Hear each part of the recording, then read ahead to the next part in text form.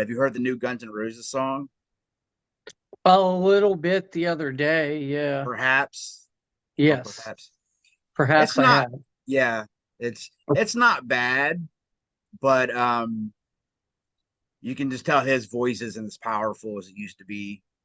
I didn't even listen to it all the way through. Like I mean, it's. I think it's a good song, but I mean, I may listen to it again, but from what I clicked on, it just wasn't what I wanted from them. yeah, no, it's well, yeah, And it's that's nothing like that. I all mean, it's good. yeah, it I mean, it kind of has like the whole Use Your Illusion feel to it, but it's like I said, his vocals isn't as powerful as they used to be. It's not like he's trying too hard, Nah. like Yeah. I mean, but it's good that Slash and Duff is playing on it though. I mean, that's Oh yeah, I do think that's cool for yeah, that is sure. cool. Yeah. I wake up Yeah, get today. that out of the way.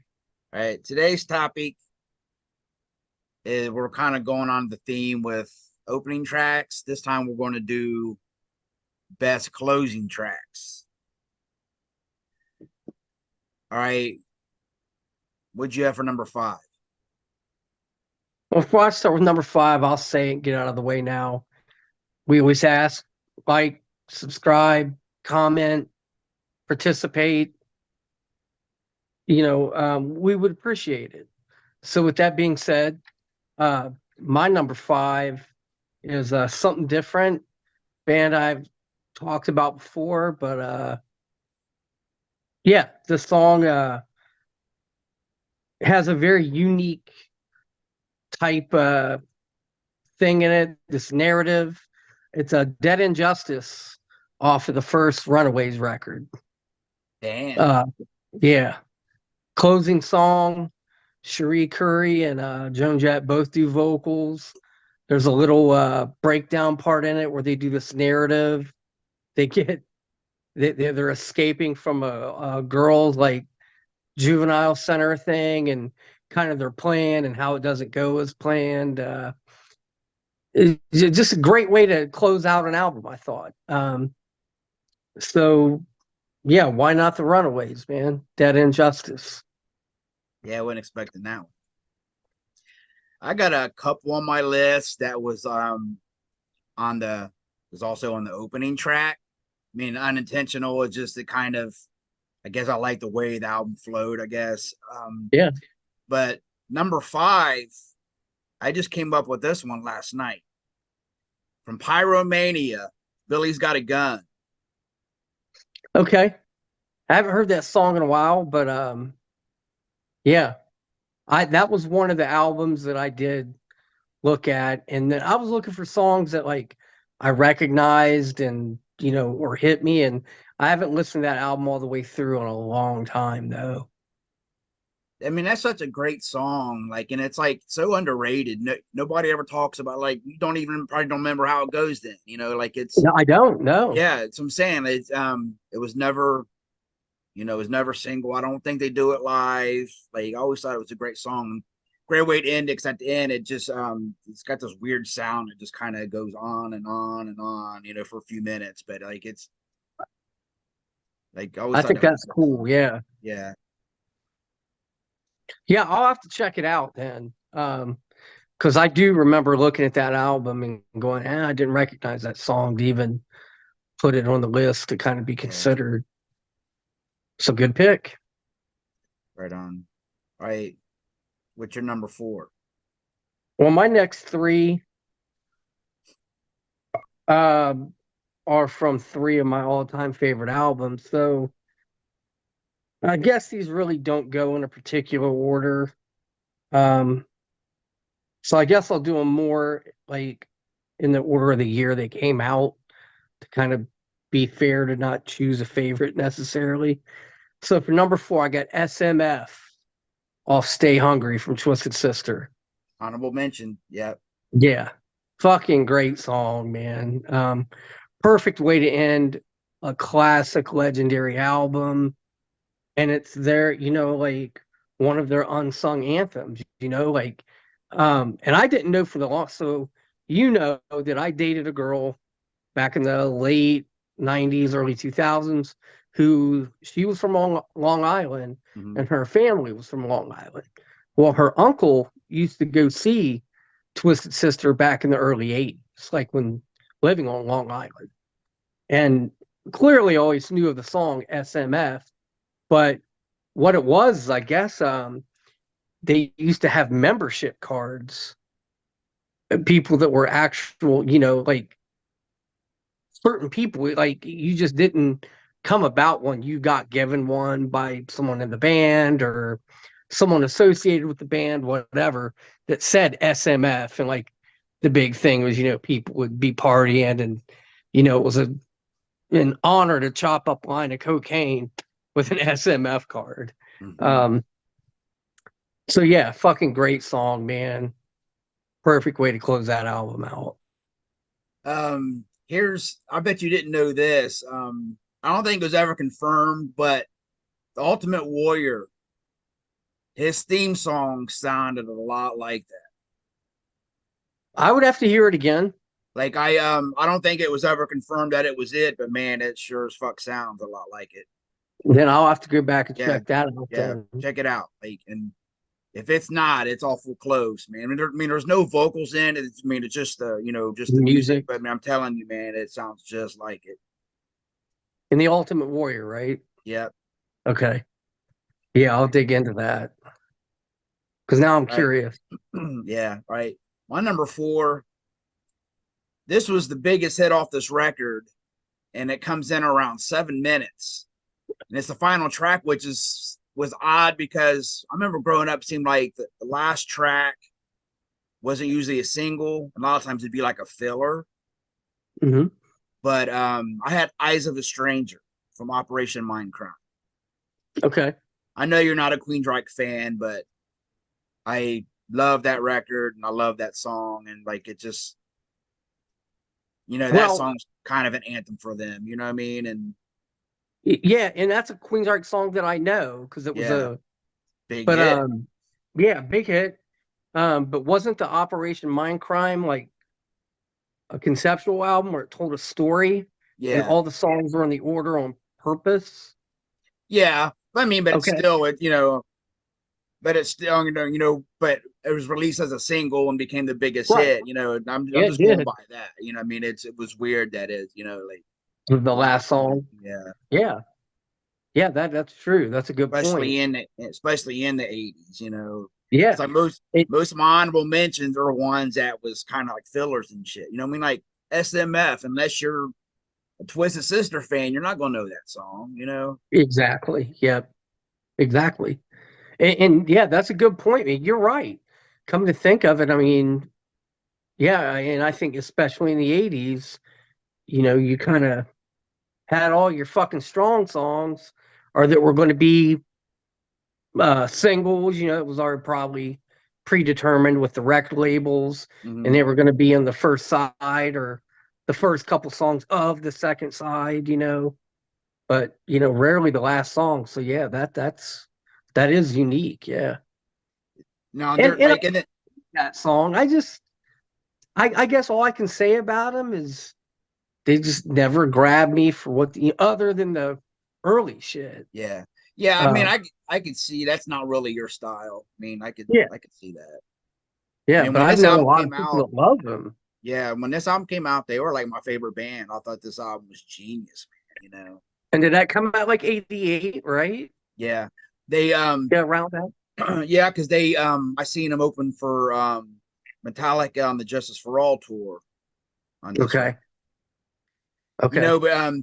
But going through the '90s when CDs was a big thing, it was actually more common because like All Apologies is the last song.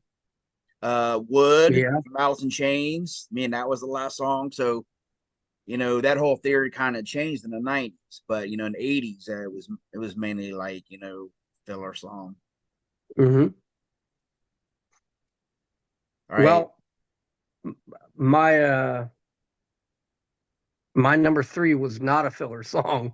Um, this is probably what I consider to be one of the most brutal fucking thrash songs in existence, and it's the last song on Master of Puppets, Damage Incorporated. Just fucking blistering, fast, just fuck, perfect way to end that album. Yeah. Opens up with I watched an interview with Cliff Burton where he was talking about in the interview the new Master of Puppets hadn't come out yet, and he was touching on that song specifically, how it comes in with all these like bass swells and something that band doing something a little different than just how that song just rips your fucking head off. Um, yeah. So that closing album done right, man. Yeah, Damage Incorporated. Seriously, I'd say my favorite. I'm not gonna say my favorite thrash song, although it might be, but I think it's one of the most fucking brutal though. Yeah, So I know what your next one's going to be, and I almost had it on my list, but I made an honorable mention because I knew you'd have it. yeah. So my number three, like this song is kind of like a personal thing though. Like this song is about a comatose friend. When Trex got stabbed, I used to play this song a lot. I wasn't allowed to see him in the hospital, so I had to tell him I was his brother before they let me in. So besides being a great song that has a personal meaning, I had Hollow, Vulgar Display of Power. Mm-hmm.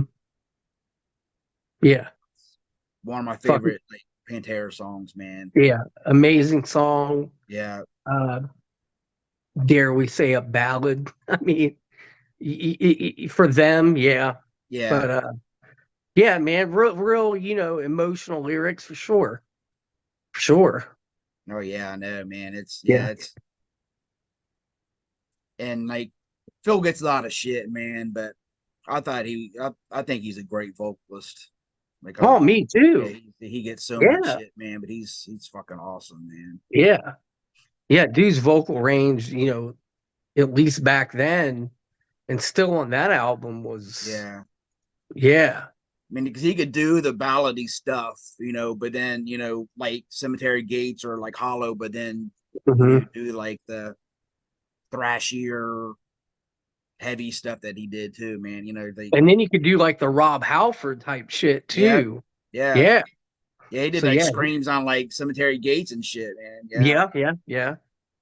Yeah. I mean, so yeah, I agree, man. Good vocalist. Yeah, he gets a lot of shit, but that early 90s Pantera, man, when they hit it, I was into it. yeah, I oh mean, I yeah. fell off with Far Beyond Driven. Um, yeah, I love Cowboys. Do love Vulgar. Mm-hmm. And yeah, Hollow's a good pick, man. Right. What was your number two?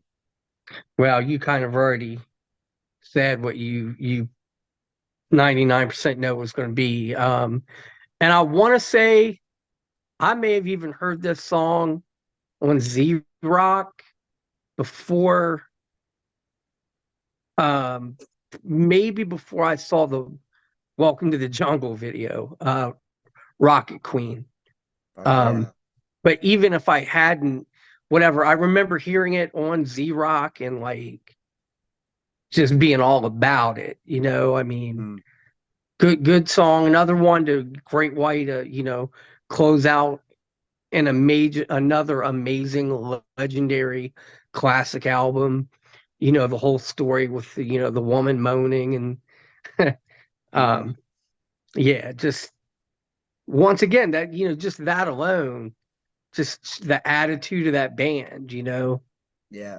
to be so ballsy to put that in there, and part of what I heard was the producer that was saying that part of that song, was kind of like there needs to be something else here while this is going on. There's no vocals. It's just kind of the band just jamming, whatever. And that's what I heard.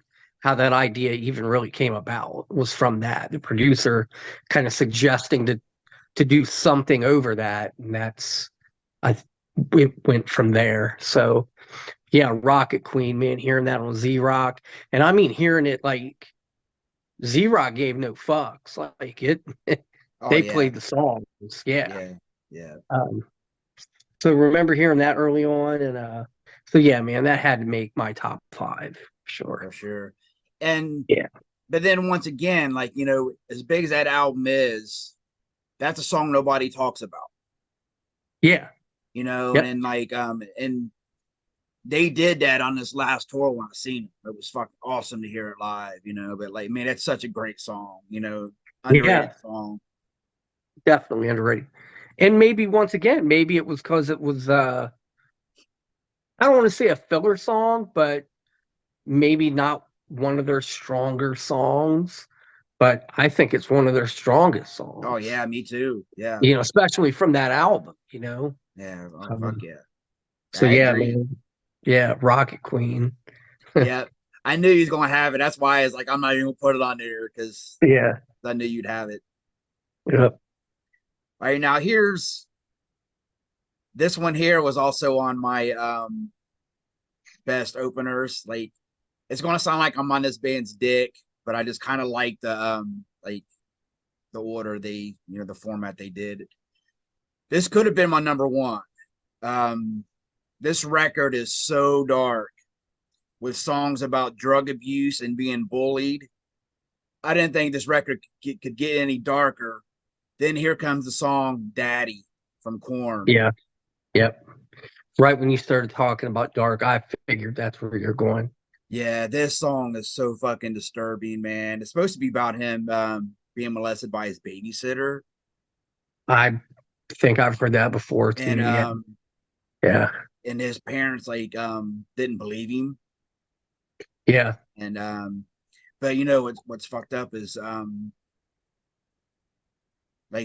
song ends and you still hear the band playing, but you hear him like crying and shit and like screaming, Yeah. you ruined my life. All that was unscripted. All that shit was recorded live. Sure. Yeah, like he Ross Robinson was like, keep recording. And I guess Jonathan was like on the floor like crying and shit, and the whole band got together was all crying with him. None of that was planned, man. And Yeah. it adds so much to it because like it just Fucking A, it does. it's like, man, like how it's not just a song. It was something he felt. And I heard they only did that song like one time back then, and they do it now, because they'll do like that album all the way through and they'll play it now. But he's like, I'm the person that assaulted him is, I guess, passed on now, and he's like, I've accepted it. But man, like it just, dude, that song was just so fucking disturbing, man. Yeah, I remember it. I haven't heard it in a while, but you bringing it up, I Yeah, immediately remember like that it is. Yeah. I've watched reaction videos on it, and people just like, holy shit, and that's people don't even know who Korn is, you know what I mean? But like, I Yeah. remember like hearing that, going through new songs are so like dark and stuff, and then I was like I said, I get to the end, I'm like, man, like this is how they end that shit. It's like, oh my Yeah. god, you know. But yeah, like at the end where he's crying and shit, and it just kind of fades out. Then it has like a hidden track at the end of it, but Yep. I remember that now yeah, too. Yeah. I just thought it was Yeah. like, I mean, like I like Corn. It sounds like I'm kind of on their dick, but man, I Well, don't I've know, like, admitted it. I love yeah, that man, first album that, also. Yeah. yeah, like they put it in the right order, just for sure. I agree with that too. Yeah. Yeah. All right, what you got for number one? My number one, man, it came down to a couple, a handful of this band's songs, and I felt this one was the most appropriate for to be my number one, to be on the top five. I'll mention a couple others that are honorable mentions, but the last song on Let There Be Rock, AC/DC, Whole Lot of Rosie. I mean, fucking legendary ACD Bon era ACDC song, just ACDC song in general. Whole Lot of Rosie, man. I mean, anybody that, you could just say to, any ACDC fan, 42, 39, 56, and they'll know exactly what the fuck you're talking about. Yeah, Yeah. So yeah, man, it had to be a whole lot of Rosie. Yeah. Yeah. Um. All right. My number one is also album of the week, so we'll hold off on that. We'll do our honorable mentions, and then we'll get into album of the week. So what'd you have for honorable mentions? With a couple other AC/DC songs that I had, um, was a Night Prowler that closed out Highway to Hell. And that song, just great song, number one. Slow, moody, kind of eerie, but that was the song behind the a lot of the Richard Ramirez Night Stalker, Mm-hmm. controversy was Yeah. that song was a catalyst in that, so they say. And Mm-hmm. another AC/DC, Rock and Roll Ain't Noise Pollution. I had that as honorable mention. Yeah, I last love song that on song. last song on Back in Black. Yeah, I had that one. Um, so yeah, some others I got, man, On Fire off the first Van Halen record. I'm not. Strong fucking ending song. You see, I'm not familiar with that song. Yeah, it's a deep cut, but there's been bands that's done covers of it. Um, Fucking good song, man. Here's one I got from a local Columbus band you and I are going to know. They were legendary. Here they had their debut album that came out in the 70s, which Don Brewer from Grand Funk produced. It's actually a Golden Earring song. It's a cover of Candy's Going Bad off the first Gods record. It's funny. I looked that one up to see what the last track was. Yeah. And they do it their own way, man. They fucking do it their own way. It fades out with just this uh, guitar signal. Uh, yeah, man, wild, great guitar tone in that song too. Like, if I ever get the chance to nerd out, and I want to ask Mark Chatfield what he used when they recorded that song for the guitar tone. Glenn Cataline, the drummer, did vocals. I think that dude's vocals went complete. I don't know. I think a lot of people think it's Eric doing vocals a lot of the time when it's actually Glenn Cataline doing vocals. Unless you may have been, seen that band back in the late 70s, but it's a fucking good cover. And for the longest, I thought it was one of their songs. Yeah, see, I Um, didn't know it was a Golden Earring song. yeah, Golden Earring song. And like I say, they completely do it their way, though. So, yeah. So, another one I got, I Want to Be Your Man LA off of Guns. Cocked and Loaded. I LA had that one. Guns. Yep, I had it. Yeah, man. Yep. Another fucking strong LA Gun song, Oh fuck closes yeah. out Cocked and Loaded. This one, I know this band isn't exactly your thing, but Led Zeppelin 2 is one of my all-time favorite albums. And the last song on that, Bring It On Home, uh, got some harmonica in the beginning, real basic blues, lick in the beginning. Then it just rips into it. So Led Zeppelin, Bring It On Home. The first Aerosmith record, um, last song, cover song of a Rufus, I forget his last name, Walking the Dog. Oh yeah. Fucking Rat does a cover of it. Mm-hmm. Probably some other people. Uh, Another cover song, last song on the Great White Once Bitten album, Once Bitten, Twice Shy. The Ian Hunter, Mm-hmm. might have been Mott the Hoople, but Montuple, yeah. Ian Hunter was in Mott the Hoople. Mm-hmm. Another, that was one that was a single and a huge hit for them, Yep. but yet the last song on the album. Um,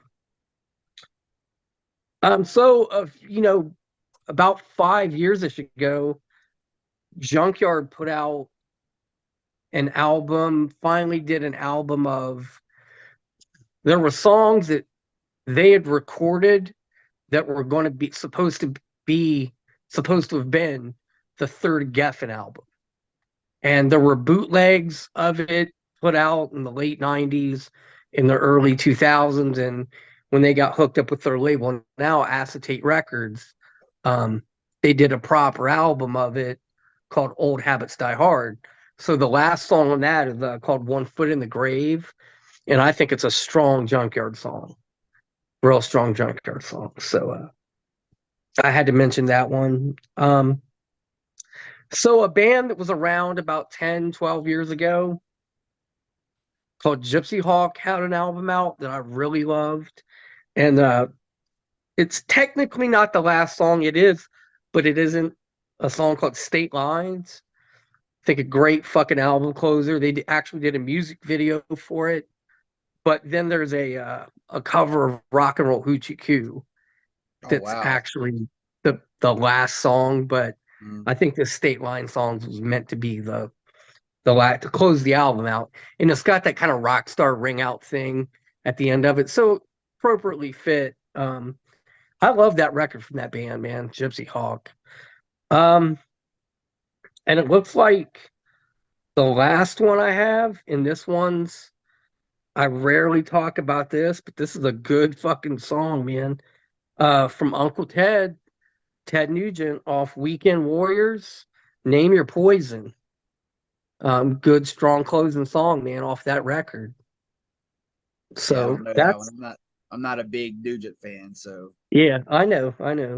Um, so yeah, I'm just looking over them all, and that looks like all I had, man. right on. I got a few of them. I'll just run through them real quick. I had SMF, Stay Hungry. Yeah. I had Aerials from System of a Down off of Toxicity. Okay. Scene of the Crime, Rat Look Out of the at that. Cellar. I looked at that. This is a great song. Thunderbird off of Metal Health. Yeah, I thought about that one. Yeah. I mean, they don't usually close albums with ballads, but I mean it's about Randy Rhoads and shit. So I mean Right. it's a good song. Um, Absolutely. then I had Let Me Go to the Show, Poison off of Mm-hmm. Look What the Cat Dragged In. Yeah. Please Don't Judas Me from Nazareth off of Hair of the Dog. See, I'd have to check that out again. It's like 10 minutes long, man. It's a Okay. great song. Then I had All Apologies, I Want to Be Your Man, Hallowed Be with Thy Name off of Number of the Beast. Mm-hmm. Here's one that might be kind of surprising. H2O cover of Madonna's Like a Prayer off of the Go Yeah. record. Fucking good though. It is Yeah. good. I love it. Yeah. And they do it their way. Yep. Yeah. Um, Ashes in Hand, Downsets, second record. Okay. Yeah. It sounded familiar. So yeah, Yeah. I remember it now.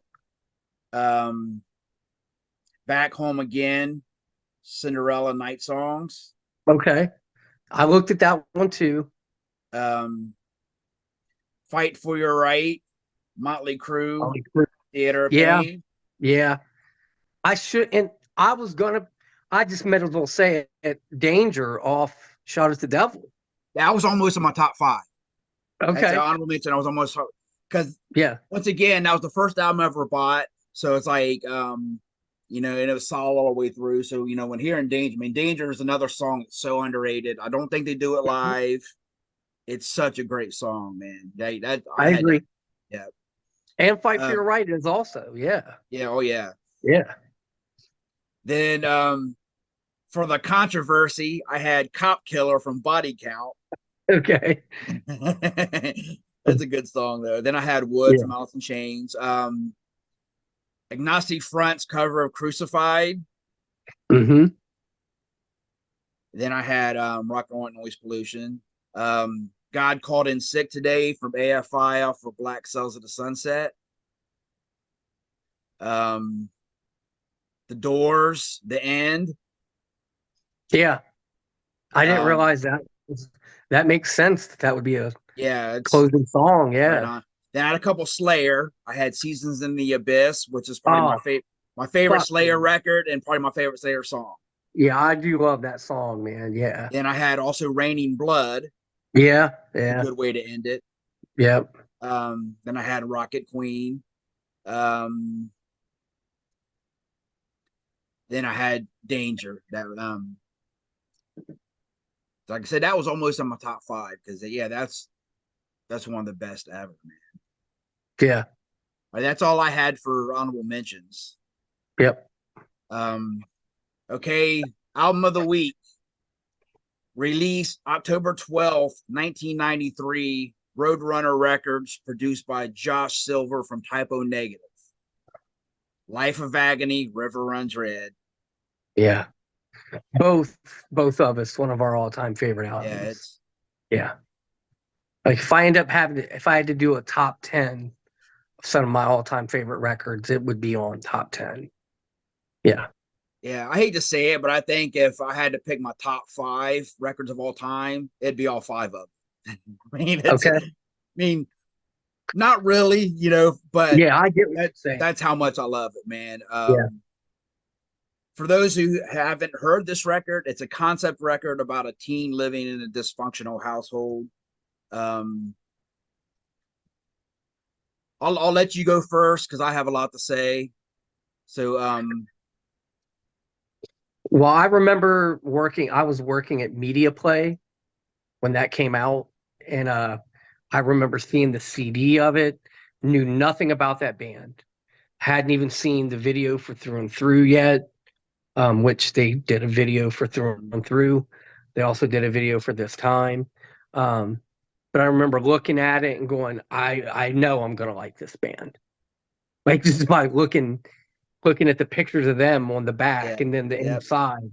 And mm-hmm, so when I did first hear it, loved it musically, but I gotta admit, Keith then vocals had to grow on me for this reason. And other people that I worked with who didn't really wasn't into that type of music, there was the comparison to Lane Staley because Alice in Chains was hot shit at that time. mm-hmm, Um, and for a minute, I kind of bought into that. Like, okay, is this band trying to like be like an out? Then it just took a few listens, and I was like, no, this band is clearly doing their own yeah, thing. their own thing, This is yeah, yeah, this is this dude's vocal style. It's in no way ripping off Alice in Chains or vice versa. mm-hmm, Just happens to be somewhat of a similar coincidence in the vocal styles that happen to come out in the same era. Heavy as fuck, real unique guitar tone. Uh, and I'm sure you're going to talk about extremely emotional, personal lyrics. Um, Fucking just sounds great, produced great, um, and just heavy, man, fucking heavy. yeah, Very Black Sabbath influence, very Typo Negative influenced. yeah, Josh Silver produced it. Sal Abrascato played fucking drums on it. Um, that was the first band that Life of Agony went on tour with, both from Brooklyn. There was mm-hmm, just that.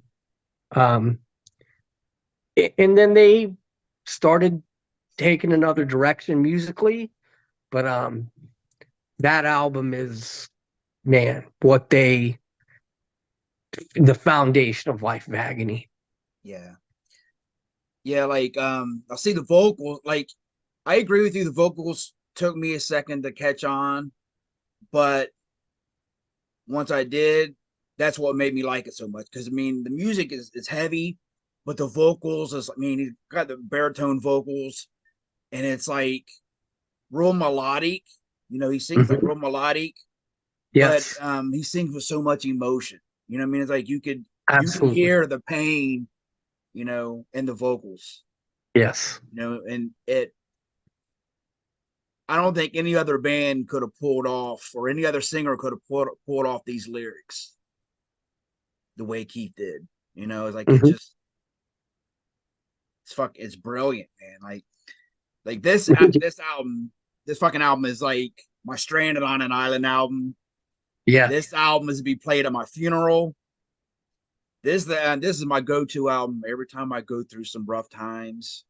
Like, this album has literally saved my life numerous times in the last 30 years, man. Like, every time I go through something, I put this on, and it's weird. It makes me feel better, but then if I listen to it, if I'm in a good mood, it kind of brings me down. Like I don't. It's so powerful to me, man.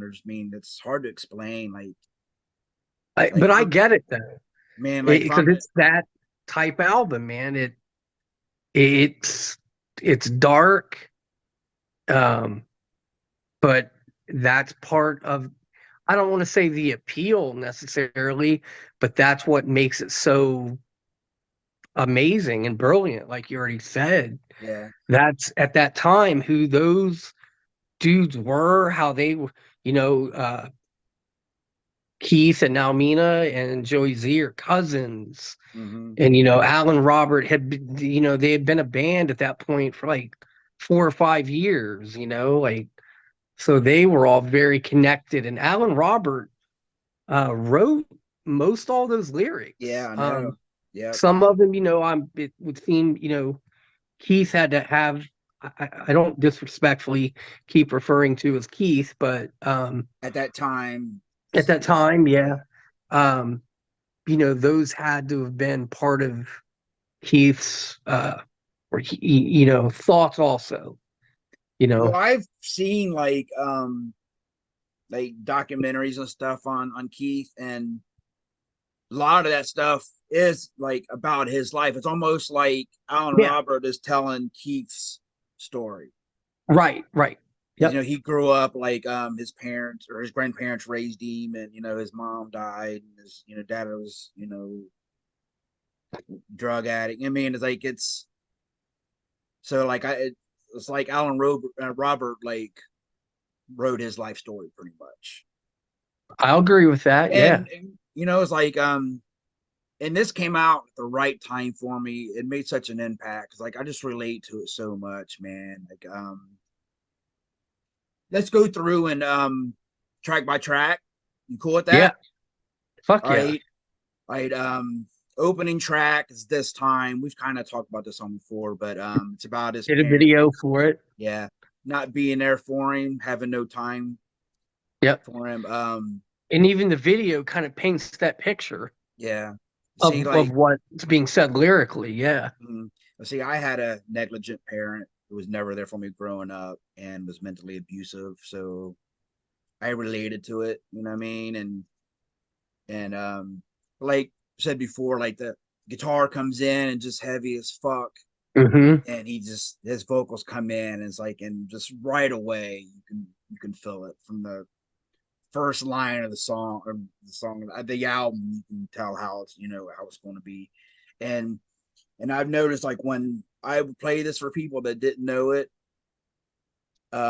they would know within seconds if they liked it or not. I know like I hear people that Yes. the music come in, oh, this is fucking awesome. Then when they start singing, I don't like it. Or, oh man, this is awesome. You know what I mean? Like it just you can tell right away if you're gonna like this album or not. Yep. Anything else on that song? No. No. Okay, Good so, video. yeah, song two, Underground. It's Yeah. pretty much about being yourself and not conforming to society. Pretty much how I lived my whole life, being told that I was a bum and I'll never amount to anything, being accused of doing drugs just because the way I looked and shit. But it starts out like, if you don't walk with me, I will walk alone. That's I love the way that opens, man. Yeah. And it's a unique way. Yeah. And A they actually very do that unique. on a few of their songs. Yeah. Yeah. Yeah. You're right. Those guys were touching on who they were, because they were young when that album came out. Oh Those yeah. dudes were like in their early 20s. Yeah.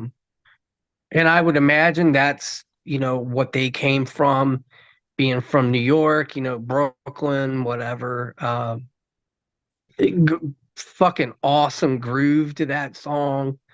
Just fucking, and it even kind of says it in the song, just how people would just be destroying shit during that song, live, Oh man. yeah. Yeah. Yeah, they even touch on it in the song lyrically. Yeah. I remember I had this. video of one of the concert performance from New York, and I remember Chad Chad Pansy was like just talking about how great that show was. Man, it was just brutal, man. It was just tearing shit up, man. It just Yeah. like I like to have seen him during that time. I mean, I seen him, like after they signed and was, out there. But I like to have seen him like as a local band in like Brooklyn somewhere, man. Oh yeah, yeah, like And Lamort's. yeah, Yeah, man, that would have been a that would have spot. fucking yeah, that'd There be is on fucking dope. YouTube from Lamort's in Brooklyn the record release show on YouTube for that. So you need to check that out. I might have seen it, but yeah, I'll Yeah, check. I'll, okay. I'll look it up. Yeah. And I did see them with Typo Negative in the fall of '93 when that Yeah, I came remember out that. Yeah, with band at Spit, at Park Park Avenue. Avenue. I remember Yep. that. Yep. Yep. So Yeah, I yeah, missed man. that one. Another fucking next, yeah. Every one of these songs, it's gonna be the Yeah, same thing, just heavy as fuck, man. yeah. All right. Track three, which is titled Monday, is not really a song. It's kind of like a segue, I guess. But it's a teen boy comes home from school and his mom or stepmom is yelling at him for coming home late, skipping school. He goes and checks his voicemail and his girlfriend breaks up with him. Yep. My ex-wife left me like a month before this record came out. So it's like I heard that and it's like, fuck. You know what I mean? Like, dude, you're some of the shit that like I relate pretty much this whole album except for the drug abuse. I mean, everything in here, Yeah. like I pretty much, dealt with and shit. Um, anything on that? Any comment on? Well, yeah, that's where I think the concept out thought behind the album Yeah, starts with that. There's yeah, other days of the week mm-hmm, that you'll touch on that have the same thing to it, certain things happening, unfolding to this mm-hmm, person. Um, so that's where I believe the concept part yeah, of it comes into play. yeah. Yeah. Track four, title track, River Runs Red. The opening line is I got a razor at my wrist because I can't resist. Yeah. Tell me that's not fucking brutal, man. Like I Yeah. always love that line. I used to listen to this album on loop. I had this mirror, like yay big, whatever. Like I had it sitting on a table. Now I'd burn like a candle and incense, and I would cut myself and let the blood drip on the mirror. Then I would like carve, like hate and die and shit like that, like on this mirror, man. And it was like, yeah, like I remember my dog used to come and lick all the blood off of him. I was so fucking mad. But man, but once again, man, it just tells you how much I felt this record, man. Like Hmm. I think if it would have came out in the 80s or came out like in the 2000s, it may not have had the same impact on me. But I mean, it came out right when a bad time in my life, the worst time of my life, and it just happened to come out, during that. Hmm. Any thoughts on that song?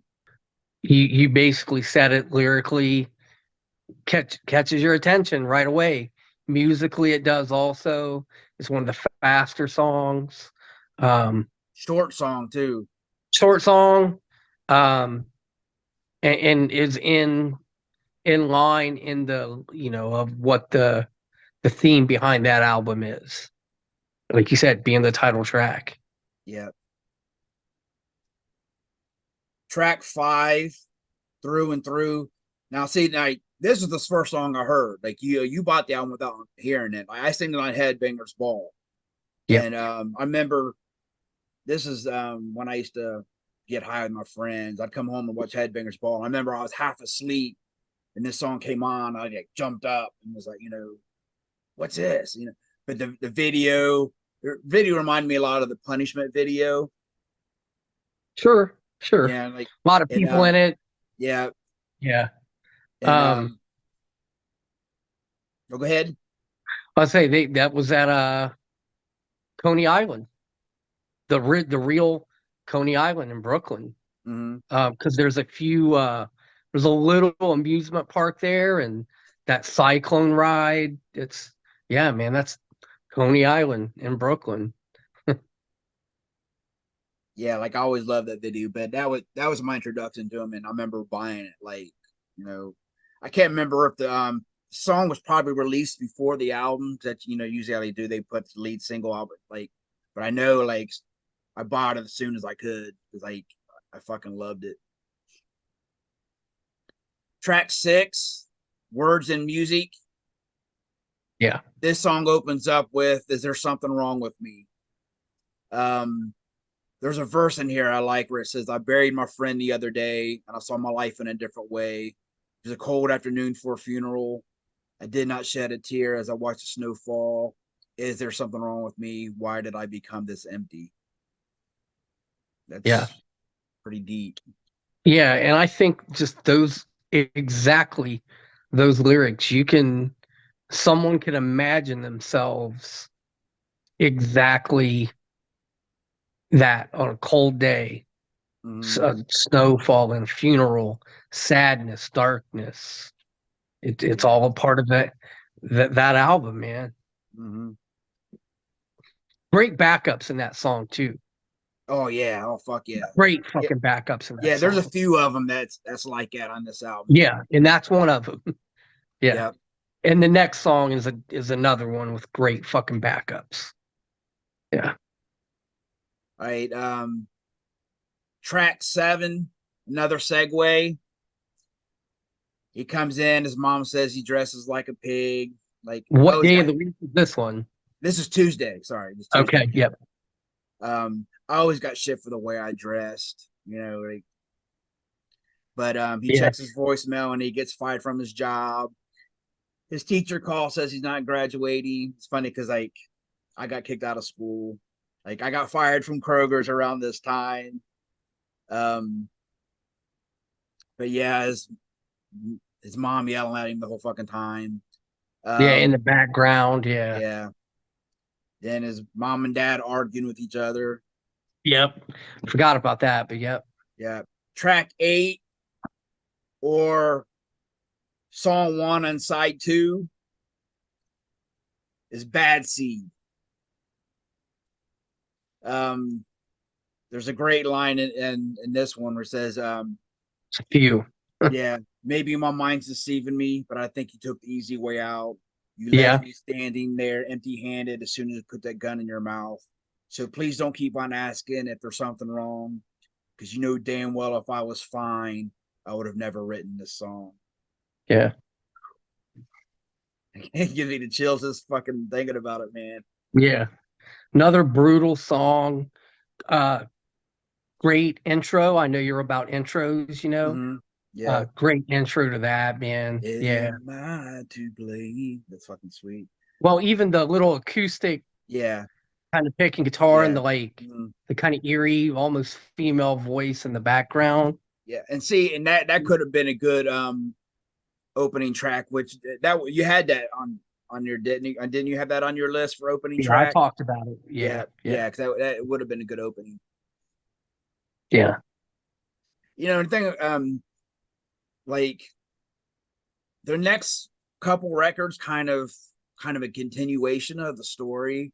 On this album, they made it sound like his mom like shot herself. Then the second album, they talk more about her like dying of like cancer. And yep, then yep. then like a third album, they talk about her dying of like a drug overdose or something. And then the fourth album, the dad dies of a drug overdose. So I mean, like these albums, they're kind of connected somehow. Mhm. Well, I've even heard this most recent one they did. Kind of how they, I remember promoting it Yeah, was the questioning of like, oh, did he even die? yeah, yeah. It's And like we'll the get sequel. to what that may mean. Yeah, Yeah, yeah. That's it's considered like the sequel. right. Yeah, Track 9, My Eyes.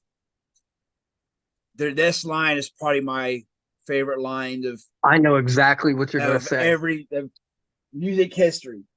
Yep. Just give me one good reason to live. I'll give you three to die. Let's leave this world behind. Oh, dude, that's I've used that line so many times through the years. Like I've posted it on Facebook, times. Like it's And just how he says it too. yeah, I know. Yeah. Yeah. With all that emotion, man. Like it, Yeah. like I said, like not everybody could have pulled it off as well as he did. And the backups in that one too. Clench my teeth as I sleep. Yeah. Just yeah. All right. Track 10. This is one of my favorite ones though. Respect. Like the lines like I see the boys that I once called my friends. They'll fake a smile, then they shake your hand. When will this ever end? I look at my brothers, my only true friends. They That was always like one of my favorite Life of Agony Yeah. songs. That was a song they would open up with too. Yeah. Yep. I remember him opening up with that a few times. The first few times I saw him. Yeah. Right. Track 11, Method of Groove. Yep. Now, see, this song is kind of different It than the rest of is. the record. I Yeah. think that Alan does a lot of the vocals, right? Like the All three of them switch yeah, off yeah, doing yeah. So vocals. I knew Yeah. Keith comes in Yeah. later. Yeah, like I think Alan will sing like the first verse. Yeah, and then but this has got some good gang vocals in it, man. Hmm. Yeah. Yeah. I always thought it was, I had seen them do that live at least once, probably twice. And I Yeah, like how they switch off doing yeah, vocals. yeah. Yeah. Because when they was here in March, they did that the whole album all the way through. So I That's got to right. hear I Yeah. got to hear all these live. Yeah. But okay. Anything else on Method of Groove? No, good That's like song that though. song's like almost even like a hardcore song. It's Yeah. all right. Track 12, Stain Remains. It's Yeah. another one of my favorites off the record. It starts out kind of slow, then Yep. gets Builds heavy. up. Yeah. Yeah. Anything on that? Another one, good one lyrically. Um, like all those songs, you said it, man. All these songs paint a picture. Every one of them lyrically Yeah. they paint I a know. It's picture. like this is my not only my favorite album, but as my favorite album like lyric wise. I mean, it just Yeah. all right. Track 13, which is also my number one album closer of all time. This is track called Friday. This is the last day of the week. The kid comes home to more abuse, goes into the bathroom to take a bath. While he's in there, his mom is screaming at the door, like, "It's my bathroom, get out. I can use it anytime I want." Like, it's fucking yelling at him, being a bitch. Then you hear he turns on River Runs Red, which is Yeah. that's I love how they added that in there. Hmm. But then you hear like the sound of him like slitting his Yep. wrist. Then his mom opens the door and like, "Oh my god, what are you doing?" And you hear blood dripping. And then you kind of hear like fading out, then you just hear the blood drip. Yep. Um I remember after my wife left me, I had to move back home with my mom. And I remember there's a time I was like, I wanted to go take a bath. And it was kind of that scenario because she's on my door, like, you better not be in there like killing yourself or shit like that. You know what I Yeah. mean? But but I remember first time hearing that and it was just like, I mean, it legit like made me cry because it was like, it just, Yeah. uh, And the whole just and I'll keep it real with you. The whole the sound effect of the slice just one of those things is Yeah, I you don't know, even listen. I can't even listen to it anymore. yeah, Yeah. it's hard to handle, man. Like, and like I said, I relate to it so much, and so many times, like I've tried it, and, it's like, and just, but man, like it said, it's so weird because this album is so dark, but it's like like I've through the years, it's like, man, it's got me through so much because, like, I'm not the only one that goes through this. You know what I mean? Yeah. Like, and it's so, I mean, as dark as it is, I mean, it made a positive impact on my life. Right.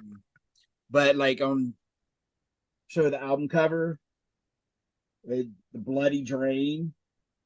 Yep. I always thought that was cool. And then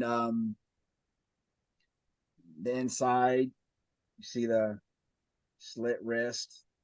Yeah. Like it just from so everything about this record, man. Even that album cover and all that, like it all fits. You know what I Yep. mean? Like it is so good, man. All right, anything else? Just it was awesome to see them on that typo tour for that album. Um, and like I say, just for that to be a band, like, well, yeah, I'll add something to this. I know I had mentioned before there was a dude that I was pen pals with who was from Brooklyn. And that dude had sent me was the same person that sent me Marauder demo with Minus on vocals. And this is even before Master Killer came out in '96.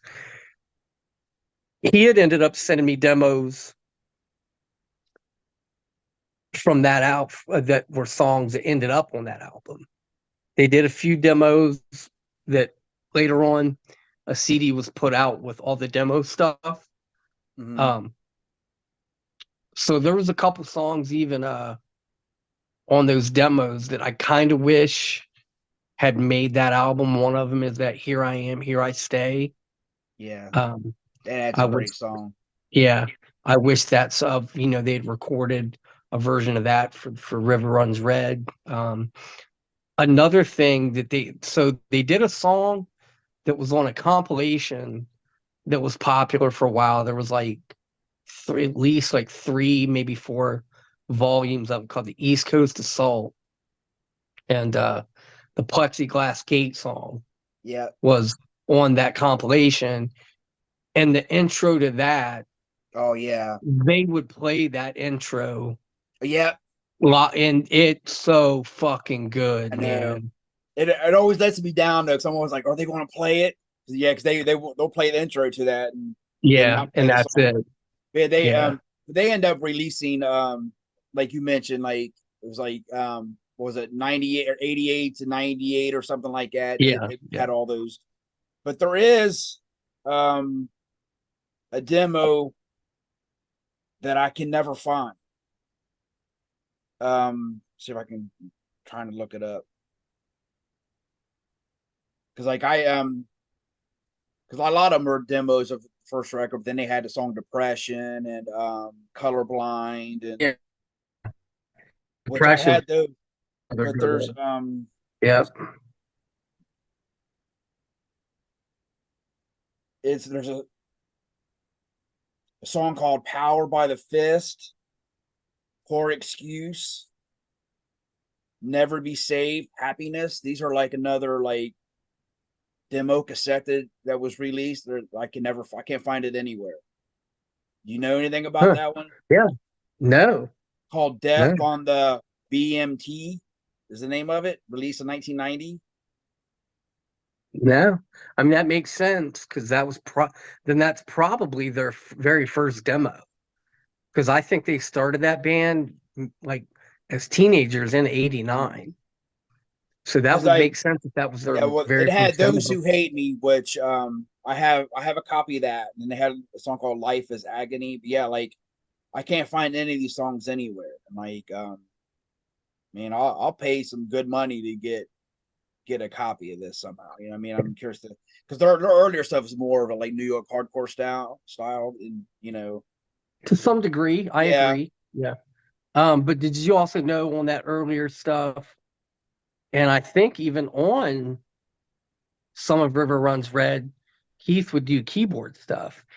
And they even had uh early on, probably before they got signed, a a little like a booth thing that the keyboard would be on, and on the front of that, Alan, that circular image on the front of River Runs Red that you just held up with the like the four skulls, almost Mm-hmm. like in a pie cut, I guess. I know Mm-hmm. that may It sound looks like stupid I to would say it describe, looks but it looks like a bloody drain. Well, it looks like a drain, like in the shower drain.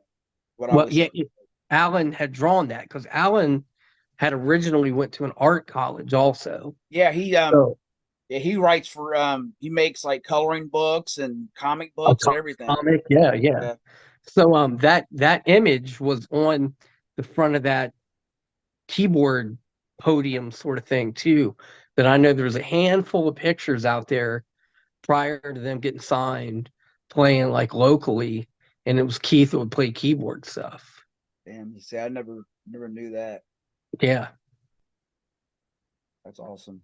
yeah.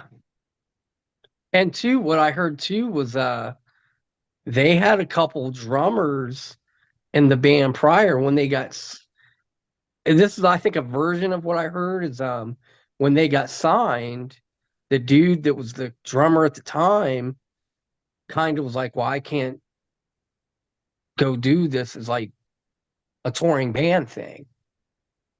Like so they had the out, they had the record deal, they had deadline to have the album done, I believe. So I believe that's how Sal even came in, was like just did them a favor originally, like playing drums on the album to get it recorded. Yeah, that makes sense. I mean, because they're Because he was they're in connecting typo with. negative. Yeah, exactly. Yeah. Um, and then obviously I wasn't in that band, but something must have happened where he was like, wow, I think it was more of what he wanted to do, maybe, Sal, versus, what typo was. I don't know. But that's the thing I've heard, how he even ended up kind of making his way into that band. Yeah. Yeah. I'm in the minority, but like I like everything Life of Agony's put out. Like I know Okay. they change their styles through the years, but like everything they do. I mean, there's records that I like better than others, of course, Hmm. but they haven't put out a bad record, in my opinion. Like I mean, that's just how much I love that band. No matter what they put out, like I totally support it. That's why I want to find that other cassette. Then I'll have everything they've ever released. Yeah. Hit them. Well, I know you're not much of a social media guy, but they're all on Instagrams, So me, man, I'll hit fucking people up from Well, different bands. That's how, you I've know. sent Alan and Joey Z a friend request on Facebook. I never got a response, but I like to Okay. even let them see this video. So if you want, if you or do you follow them? And I do. Like I said, I don't really interact with any of them, but I know that they're all, well, definitely Joey, Allen are, um, to where they could be, contacted for sure. Yeah. Yeah. right on. All right. Anything else? Like, subscribe, and comment, please. Yeah, Let us know, man, what people are thinking. yeah, We no see shit. people watching it. It's quality, not quantity, but we'd like to hear from you. And I know you agree. Mhm. We definitely welcome people to Yeah, I mean, comment. It'd be nice to see some likes, I mean, some new people. I mean, subscribers. people go out of their way to watch it, but not comment or like when watching. It's the hard part. You know what I mean? You can just hit a Yeah, like and yeah, like nothing. You know what I mean? Like yeah, curious to see people's thoughts and who's watching. yeah. All right. But yeah, great album of the week. Like you said, man, it was inevitably going to Yeah. happen because it is both of one of our all-time favorite albums for both of us. Yeah, for So sure. yeah, yeah. Right on. All right. 5 and out. Five and out.